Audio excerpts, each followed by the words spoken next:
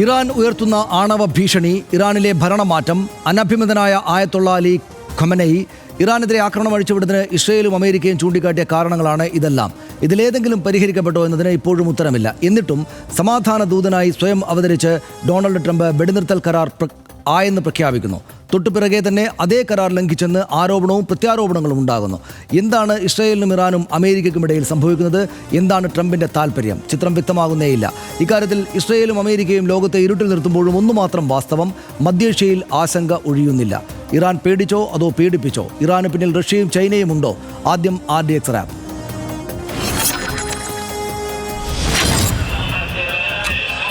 Indian സമയം പുലർച്ചെ 3 മണിയോടെയാണ് US president Donald Trump Iran Israel വെടിനിർത്തൽ തീരുമാനം പ്രഖ്യാപിച്ചത്.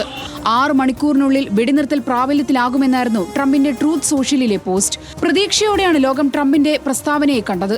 എന്നാൽ സമാധാനം അകലെയാണെന്ന സൂചനയാണ് ഇപ്പോഴും മേഖലയിൽ നിന്ന് ലഭിക്കുന്നത്. ട്രംപിന്റെ പ്രസ്താവനയ്ക്ക് മണിക്കൂറുകൾക്ക് ശേഷമാണ് ഇറാൻ ദേശീയ മാധ്യമം വെടിനിർത്തൽ നിലവിൽ വന്നതായി അറിയിച്ചത്. പിന്നാലെ ഇസ്രയേലും ഇത് സ്ഥിരീകരിച്ചു. ഏറെ സന്തോഷത്തോടെയാണ് ഇറാൻ ഇസ്രയേലി പൗരന്മാർ വാർത്തയെ സ്വാഗതം ചെയ്തത്, ഒപ്പം ലോകരാഷ്ട്രങ്ങളും. എന്നാൽ പ്രഖ്യാപനത്തിന് അല്പായുസേ ഉണ്ടായിരുന്നുള്ളൂ. ഇറാൻ ഇസ്രയേലിന് നേരെ മിസൈൽ ആക്രമണം നടത്തിയെന്ന റിപ്പോർട്ടുകൾ പുറത്തുവന്നു. ശക്തമായ തിരിച്ചടി ഉണ്ടാകുമെന്ന് ഇസ്രയേൽ വ്യക്തമാക്കി. എന്നാൽ ഈ ആരോപണം ഇറാൻ നിഷേധിച്ചു. അൽ ഉദൈദിലെ അമേരിക്കൻ വ്യോമതാവളം ആക്രമിച്ച ഇറാൻ നടപടിയെ ഖത്തർ അപലപിച്ചു. പ്രതിഷേധം അറിയിച്ച് ഖത്തർ ഐക്യരാഷ്ട്രസഭയ്ക്ക് കത്തയച്ചു. എന്നാൽ ആക്രമണം ഖത്തറിനെതിരെ അല്ലെന്നും US-നെതിരെയാണെന്നുമാണ് ഇറാന്റെ നിലപാട്. RDX rap news Malayalam.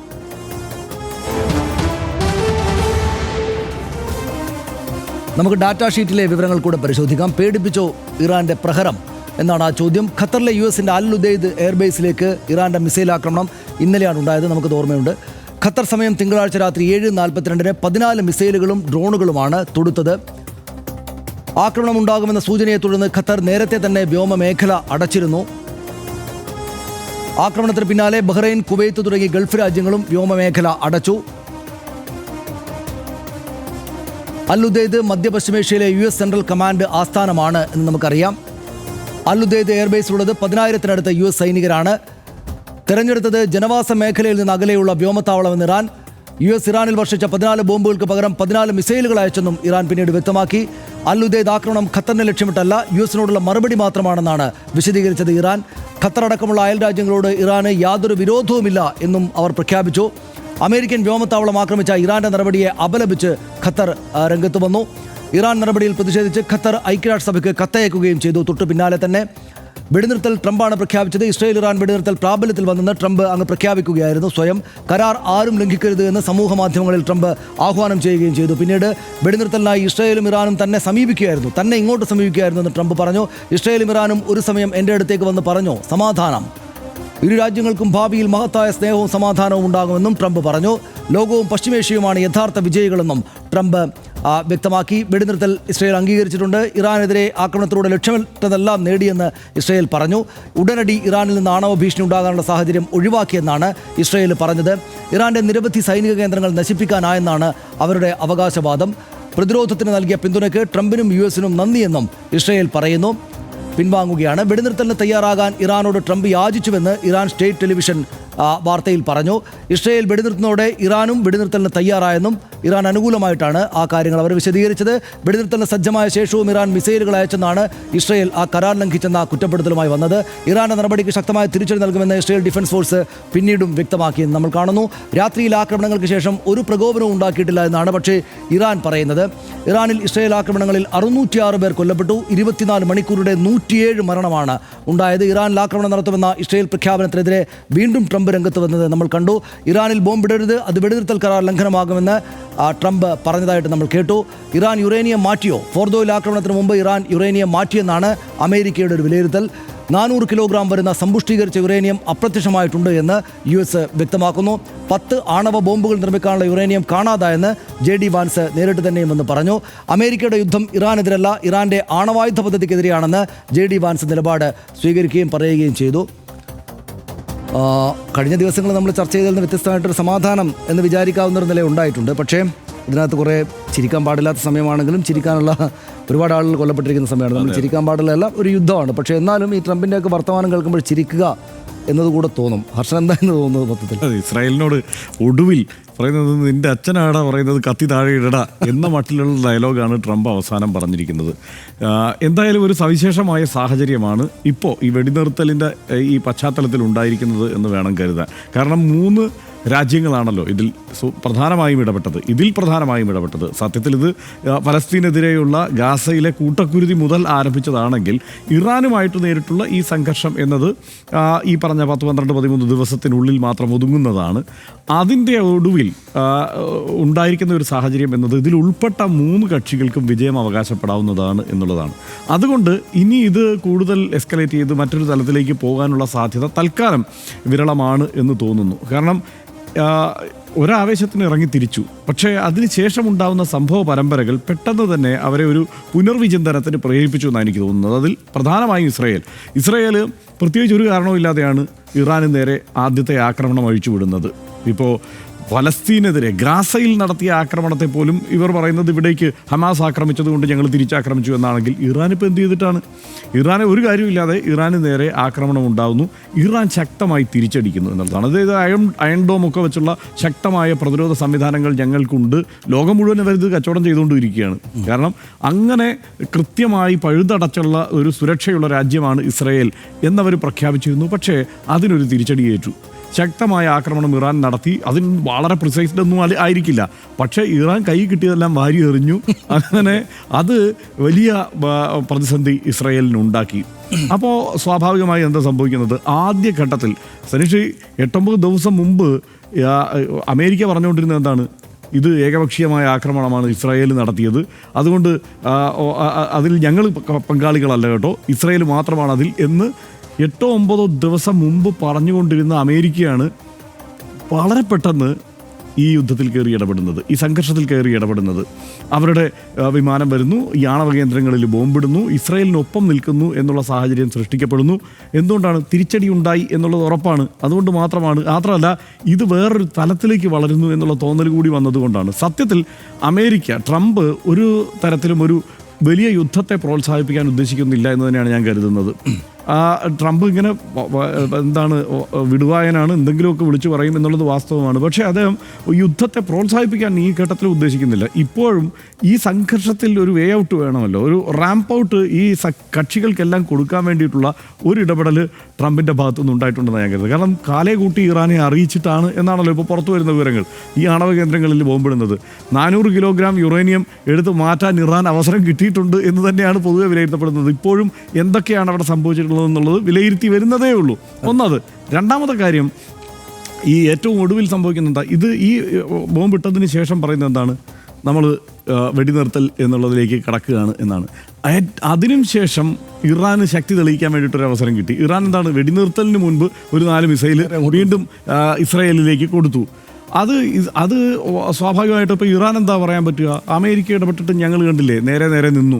ഇത് ഇറാൻ്റെ ജനതയെ ബോധിപ്പിക്കാൻ കഴിയും. ലോകത്തെ തന്നെയും ആ നിലയ്ക്ക് അമേരിക്ക വന്ന് കളിച്ചിട്ടും ഞങ്ങൾ അതിനോട് എതിരിട്ട് തന്നെയാണ് നിന്നത് എന്ന് സ്ഥാപിക്കാൻ കഴിയും. ഇസ്രായേലിനാവട്ടെ ഞങ്ങൾ ഉദ്ദേശിച്ച കാര്യങ്ങൾ നടന്നു, അവരുടെ ആണവ കേന്ദ്രങ്ങളൊക്കെ നശിപ്പിക്കാൻ കഴിഞ്ഞു എന്ന മട്ടിൽ അവർക്കും വിജയം അവകാശപ്പെടാം. അങ്ങനെ വിചിത്രമായ തരത്തിൽ എല്ലാവർക്കും വിജയം അവകാശപ്പെടാം. ഒറ്റ കാര്യം കൂടെ പറയാം, ഇതിനിടയ്ക്ക് ഒരാളുടെ ഇടപെടൽ വളരെ കൃത്യമായിരുന്നു. അത് പുടിൻ്റെ ഇടപെടലാണ്. പുടിൻ എന്നോട് വിളിച്ച് ഈ കാര്യങ്ങളിലൊക്കെ സഹായിക്കാമെന്ന് പറഞ്ഞിട്ടുണ്ട് എന്നാണ് ട്രംപ് പറയുന്നതെങ്കിലും പുടിൻ അതിൻ്റെ റഷ്യയുടെ പ്രതികരണം എന്നുള്ളത് വളരെ രൂക്ഷമായിരുന്നു. അതായത് ഈ ഇറാനിൽ കയറി അമേരിക്ക ആക്രമിച്ച ശേഷമുള്ള പ്രതികരണം വളരെ രൂക്ഷമായിരുന്നു. ഫോണിൽ വിളിച്ച് ഞാൻ സഹായിക്കാം എന്നാണോ പറഞ്ഞിട്ടുള്ളത്, എന്താണ് പറഞ്ഞിട്ടുള്ളതെന്ന് നമുക്കറിയില്ല. എന്തായാലും അതോടെയാണ് ഇതിനൊരു അവസാനം തൽക്കാലമെങ്കിലും ആയിട്ടുള്ളത്. ഇതിനകത്ത് ഏറ്റവും ഇതിപ്പോൾ ഒരു തമാശ കാര്യമല്ല, നമ്മൾ തുടക്കത്തിൽ അത് പറഞ്ഞു. പക്ഷേ എന്നാൽ നമ്മൾ വളരെ ദൂരെ നിന്നൊരു രാഷ്ട്രീയ പ്രശ്നം എന്ന നിലയ്ക്ക് ചർച്ച ചെയ്യുമ്പോൾ അതിനെ തമാശയായിട്ടും കാണാമെന്നതുകൊണ്ട് ഈ അടൂർ ഗോപാലകൃഷ്ണൻ്റെ സിനിമകളിൽ ഈ ശക്തരോടുള്ള ആരാധനയുള്ള ടീമിനെ അദ്ദേഹം വളരെ ഗംഭീരമായിട്ട് ചിത്രീകരിക്കും. അതിലെ കോമഡി അദ്ദേഹം ചിത്രീകരിക്കും. അതൊന്ന് ഈ നമ്മുടെ കാറ് സ്പീഡിൽ പോയിട്ട് ചെളി തെറിച്ചപ്പോൾ അശ്വ എന്തൊരു സ്പീഡ് എന്ന് പറയുന്നത്. അതായത് രാവിലെ കല്യാണത്തിന് വെള്ളയിട്ട് ഇറങ്ങിയ കരമന ജനാർദ്ദൻ നായർ പോകുമ്പോൾ ഒരു കാർ അതിലേ ഇങ്ങനെ പോകും. അപ്പോൾ സ്വന്തം ദേഹത്തേക്ക് ചെളിതെറിപ്പിച്ചിട്ടാണ് പോകുന്നത്, പക്ഷേ അയ്യോ എന്തൊരു സ്പീഡ് എന്ന് പറയും. അപ്പോൾ ശക്തരോടുള്ളൊരു ആരാധന ഈ നമ്മുടെ വിധേയനിലാണെങ്കിലും അത് കാണാം. അതായത് ഈ തൊമ്മി പട്ടേലരുടെ സെൻറ്റിൻ്റെ മണം എന്ന് പറയുന്നൊരു സീനുണ്ടല്ലോ അതിനകത്ത്. അതായത് വലിയ ശക്തരാണ് എന്ന് നടിക്കുന്ന ആളുകളോട് ആരാധന പെട്ടെന്ന് തോന്നിപ്പോകുന്ന ഒരു കൂട്ടം ആളുകളുണ്ട്. ആ ഒരു കൂട്ടം ആളുകളെ നമ്മുടെ മലയാളത്തിൻ്റെ അടക്കം സോഷ്യൽ മീഡിയയിൽ കണ്ടിട്ടുണ്ട്. അവർ ഈ ഇസ്രായേൽ എന്ന് വെച്ചാൽ എന്തോ വമ്പൻ സംഭവമാണ്. മൊസാദ് എന്നൊക്കെ പറഞ്ഞാൽ ആ അത്തരം വീഡിയോകൾക്ക് താഴെയും മൊസാദ് എന്നൊക്കെ പറഞ്ഞാൽ ഇവർക്കെല്ലാം അറിയുന്നത് പോലെ എന്തൊരു ആരാധനയോടെയാണ്, അയ്യോ എന്തൊരു സ്പീഡാണ് ഇവർക്ക് എന്ന മട്ടിൽ ആരാധനയോടെ നോക്കുന്ന ഒരു കൂട്ടം ആളുകളുണ്ട്. അത് ലോകത്തെമ്പാടുമുണ്ട്. ഇസ്രായേൽ വളരെ ശക്തരാണ്, ഇസ്രായേൽ എന്ത് വിചാരിച്ചാലും നടക്കും എന്ന് തോന്നുന്ന ആളുകൾക്ക് മേലെ ഒരു നല്ല അടിയും തെളിവും കൊടുക്കുകയാണ് യഥാർത്ഥത്തിൽ ഇറാൻ ചെയ്തത്. അതായത് ഇസ്രായേലിൻ്റെ മേൽ ഇറാൻ വിജയം നേടിയെന്നൊന്നുമല്ല ഞാൻ പറയുന്നത്. പക്ഷേ ഇസ്രായേലിന് എന്തു ചെയ്താലും ഇസ്രായേലിന് വൻ വിജയമാണ് ഉണ്ടാവുക, അവർ വലിയ കരുത്തരാണ് എന്ന തോന്നലിനെ ആകപ്പാടെ അടിച്ചുലച്ചു കളഞ്ഞു. ഇവർ ഈ പറയുന്ന ഇറാൻ്റെ ന്യൂക്ലിയർ സംഗതികളിലേക്ക് കൊണ്ടുപോയിട്ട് നശിപ്പിക്കാൻ ഇവർക്ക് സാധിക്കില്ല എന്ന കാര്യം ലോകത്തിന് വെളിവായി. ഫോർദോ എന്ന് വെച്ചാൽ ഒരു വലിയ പർവ്വതത്തിന് കീഴിൽ ഒരുപാട് താഴെയാണ് ഇവർ ഈ കാര്യങ്ങൾ വിന്യസിച്ചുകൊണ്ടിരിക്കുന്നത്. അത് ഇസ്രായേലിന് ചെന്ന് അടിക്കാനുള്ള ആയുധം അവരുടെ കയ്യിലില്ല എന്ന് ലോകത്തിന് വെളിവായി. അപ്പോൾ ഇവരോട് ചെന്ന് നിർബന്ധിച്ചിട്ട് ട്രംപ് അവസാനം അദ്ദേഹത്തിൻ്റെ കൈവശമുള്ളൊരു വലിയ സാധനം അങ്ങോട്ടേക്ക് വിട്ടു. എന്നിട്ടും ഈ പറയുന്ന ഫോർദോ ഒന്നും തകർക്കാൻ അവർക്ക് പറ്റിയില്ല എന്ന് മാത്രമല്ല, ട്രംപ് തന്നെ പറയുകയാണ് അവർ അതിനു മുമ്പ് 400 ടണ്ണോ മറ്റോ 10 ബോംബ് ഉണ്ടാക്കാനുള്ള സാധനം എടുത്ത് മാറ്റിയിട്ടുണ്ട്. 10 ബോംബ് ഉണ്ടാക്കാനുള്ള സാധനം എടുത്ത് അവർ മാറ്റി. അപ്പോൾ ഇറാൻ എന്താ നേരത്തെ ഹർഷൻ പറഞ്ഞ വാക്കുകളിൽ ചറപറ എറിഞ്ഞു. അതായത് ഇറാൻ ദാവീദും ഗോലിയാത്തും കഥ ഈ പറയുന്നത് മിഡിൽ ഈസ്റ്റ് എല്ലാവർക്കും അറിയാവുന്ന കാര്യമാണല്ലോ, ലോകത്തെല്ലാവർക്കും തന്നെ അറിയാം. വലിയ സംവിധാനമായിട്ടുള്ള വലിയ ശക്തനായിട്ടുള്ള ദാവീദിനെ ഗോലിയാത്ത് ഒരു ചെറിയ ചവണ വെച്ചിട്ട് അടിച്ച് താഴെ വീഴ്ത്തി കളഞ്ഞു. അപ്പോൾ അതുപോലെ ഇറാൻ എന്താണ് ചെയ്തത്? ഇറാനെ അങ്ങോട്ട് കയറി ആക്രമിക്കുകയായിരിക്കും. എന്തിനാണ്? നമ്മൾ നേരത്തെയും പറഞ്ഞാണ്, ഇസ്രായേലിൻ്റെ കൈവശവും ആണവായുധമുണ്ട്, പക്ഷേ ആണവായുധം നിങ്ങളുടെ കൈവശം ഉണ്ടല്ലോ എന്ന് പറഞ്ഞിട്ടാണ് ഇന്ന് ആക്രമിക്കുന്നത്. ആ ആക്രമണത്തിന് നല്ല മറുപടി ഇറാൻ കൊടുത്തു. അമേരിക്ക ഇടപെട്ടപ്പോൾ അമേരിക്കയെ തൊടാൻ ഞങ്ങൾക്ക് ഭയമൊന്നുമില്ല എന്ന് പറഞ്ഞിട്ട് അമേരിക്കയുടെ ഖത്തറിലെ ബേസിലേക്ക് അവർ ബോംബിട്ടു. ഇത് കളി മാറി. ഈ ചെറുക്കൻ ചറപറ അടിക്കുകയാണ് ഞങ്ങളെ എന്ന് മനസ്സിലായപ്പോൾ അണ്ണന്മാർ പിന്നോട്ട് പോകുന്നതാണ് നമ്മളിപ്പോൾ കണ്ടുകൊണ്ടിരിക്കുന്നതെന്നാണ് എനിക്ക് തോന്നുന്നത്. അതിനകത്ത് ഒരു കാര്യമുള്ളത് എന്താണെന്ന് വെച്ചാൽ, ഇന്നത്തെ ഹിന്ദു പത്രത്തിൻ്റെ അകത്ത് എഡിറ്റോറിയൽ പേജിൽ Iran's programme the illusion of surgical strike എന്ന പേരിൽ സബീൻ അമീർ എന്ന് പറയുന്ന ഒരു ലേഡി ഒരു ലേഖനം എഴുതിയിട്ടുണ്ട്. അവർ is an architect, urban planner and a doctor researcher international relations in the department of politics and international relations university of Glasgow UK. അവരെഴുതിയിരിക്കുന്ന നല്ല ലേഖനമാണത്. ഒരുപാട് വിവരങ്ങൾ അതിനെക്കുറിച്ചുണ്ട്. അതിന് അവസാനത്തെ പാരഗ്രാഫ് ഇങ്ങനെയാണ് കഷ്ടം, ഞാനത് വായിക്കാം. Iran's nuclear program is not just technically advanced, it is architecturally resilient, explicitly designed to withstand military strikes. If there is one lesson to be learned from the last 2 decades of the Middle East policy, it is this: wars are easy to start but almost impossible to end. If the strikes now are to escalate to a full-fledged war, the cost of failure would be catastrophic. ഇന്നത്തെ സംഭവങ്ങൾ ഉണ്ടാകുന്നതിന് മുമ്പ് എഴുതിയ ലേഖനമാണല്ലോ, മെനഞ്ഞാന്ന് എഴുതിയ ലേഖനമാണല്ലോ ഇന്നത്തെ രാത്രി 10 വരെ. അപ്പോൾ ഈ യുദ്ധം ഇങ്ങനെ പോയാൽ വലിയ സംഭവം ഉണ്ടാകും. ഇറാനെ നിങ്ങൾക്ക് തോൽപ്പിക്കാൻ പറ്റില്ല. അവരെ ന്യൂക്ലിയർ സംഗതികൾ ഡീക്കേഡ്സ് കൊണ്ട് ടെക്നിക്കലി അഡ്വാൻസ്ഡ് ആയിട്ടുള്ള ന്യൂക്ലിയർ സംവിധാനമാണ് എന്നാണ് അവർ ആ വിദഗ്ധ എഴുതി വെച്ചിരിക്കുന്നത്. അപ്പോൾ ഇത്തരം കാര്യങ്ങൾ ലോകത്തിന് മുന്നിൽ വെളിവായി. ഇറാൻ അവരുടെ ആണവായുധ പദ്ധതിയുമായിട്ട് തന്നെ മുന്നോട്ട് പോകും. കാരണം അവർക്ക് അവരുടെ രാജ്യത്തെ ഇസ്രായേൽ രാജ്യം എന്ന പോലെ സംരക്ഷിക്കാനുള്ള അവകാശമുണ്ട്. നമ്മൾ കാണും റെജിം ചേഞ്ച്, അവിടെ ഖമനേയെ മാറ്റിയിട്ട് മറ്റൊരു റെജിം കൊണ്ടുവരണം എന്ന ചേഞ്ചിന് വേണ്ടിയിട്ട് ആദ്യം ഇവർ വാദിച്ചിരുന്നെങ്കിൽ ഇപ്പോൾ ട്രംപ് തന്നെയും പറയുന്നത് വേണ്ട എന്നാണ്. 10 ദിവസത്തിനകത്ത് ഇത് മാറണം എന്ന് പറഞ്ഞു, ഇപ്പോൾ പറയുന്നു വേണ്ട എന്ന് പറയുന്നു. അതുകൊണ്ട് വലിയ കുഴപ്പങ്ങൾ ഉണ്ടാവുമെന്ന് അദ്ദേഹം പറയുന്നത്. അതിനകത്ത് ട്രംപ് ഒരു നിഷ്കളങ്കനാണ്. അതായത് നേരത്തെ ട്രംപ് ഒരു നിഷ്കളങ്കനാണ്. അതായത് സംഗതി അടി ഇങ്ങോട്ട് കിട്ടുകയാണെന്ന് പറയുമ്പോൾ തിരിഞ്ഞോടിയിട്ട് ലാൽ സലാം പറഞ്ഞ് മാപ്പ് പറയാനുള്ള എല്ലാ അതിനകത്തൊരു കാര്യമുണ്ട്. എന്താണെന്നറിയോ, ട്രംപ് അവിടെ അധികാരത്തിൽ വരുന്നത് തന്നെ യുദ്ധവിരുദ്ധത പ്രസംഗിച്ചിട്ടാണ്. ഈ രാജ്യത്തെ ആളുകളെ, പട്ടാളക്കാരെ, ഈ രാജ്യത്തിൻ്റെ പൗരന്മാരെ വെറുതെ വല്ല രാജ്യത്തും കൊണ്ടുപോയി ഇങ്ങനെ കൊന്നുകളയുകയായിരുന്നു ഇതുവരെയുള്ള ഭരണ നേതൃത്വം എന്ന് പറഞ്ഞിട്ടാണ് അദ്ദേഹം അധികാരത്തിൽ വരുന്നത്. 2ാം തവണയും വരുമ്പോൾ അദ്ദേഹം അത് ആവർത്തിച്ച് പറഞ്ഞിട്ടുണ്ട്. ഇത്തവണയും അദ്ദേഹം ഇത്തവണയാണ് യഥാർത്ഥത്തിൽ ട്രംപിന് US എനിക്ക് തോന്നുന്നത് കേട്ടോ. കാരണം അദ്ദേഹത്തിന് പറഞ്ഞു നിൽക്കാവുന്ന വളരെ ഗംഭീരമായ ഒരു സാഹചര്യം അദ്ദേഹം ഉണ്ടാക്കി. കാരണം 3 ബോംബ് അവിടെ കൊണ്ടുപോയിട്ടു. തിരിച്ചിങ്ങോട്ട് ആക്രമണം ഉണ്ടായി ഖത്തറിലെ ഇവരുടെ ബേസ് ക്യാമ്പിലേക്ക്. പക്ഷേ എന്താ സംഭവിച്ചത്? നമ്മുടെ ആരും കൊല്ലപ്പെട്ടിട്ടില്ല. അതാണല്ലോ ട്രംപിന് ഇപ്പോൾ പറയാൻ കിട്ടിയ എന്താണ്, ആരും കൊല്ലപ്പെട്ടിട്ടില്ല. ഇത് നമ്മൾ പ്രതീക്ഷിച്ചതാണ് അവരുടെ ആക്രമണം. അതുകൊണ്ട് വേറെ വലിയ പ്രശ്നമൊന്നും ഇവിടെ ഉണ്ടായിട്ടില്ല. ഇതിനകത്ത് വളരെ സിമ്പിളായിട്ട് ഇതിനകത്ത് നഷ്ടമുണ്ടായത് ആർക്കാണ്? കർഷകർ. അതായത് ട്രംപ് തൊട്ട് മുമ്പ് പഹൽഗാം സംഭവം ഓപ്പറേഷൻ സിന്ദൂർ നടന്നപ്പോൾ അതിനകത്ത് ഇടപെട്ടിട്ട് സമാധാനത്തിന് നൊബേൽ പ്രൈസ് എനിക്ക് തന്നേക്കോ എന്ന് പോലും പറഞ്ഞ ആൾക്ക് ആ ആൾക്ക് എന്ത് പറ്റി? ആ ആൾക്ക് ക്ഷീണം പറ്റി. അതായത് ഇനിയപ്പോൾ സമാധാനത്തിന് നൊബേൽ എന്ന് പറഞ്ഞാൽ അവിടെ ചെന്ന് നിങ്ങൾ അടിച്ചില്ലേ ഈ തൊട്ട് മുന്നാലെ എന്ന ചോദ്യം അദ്ദേഹത്തിന് വരും.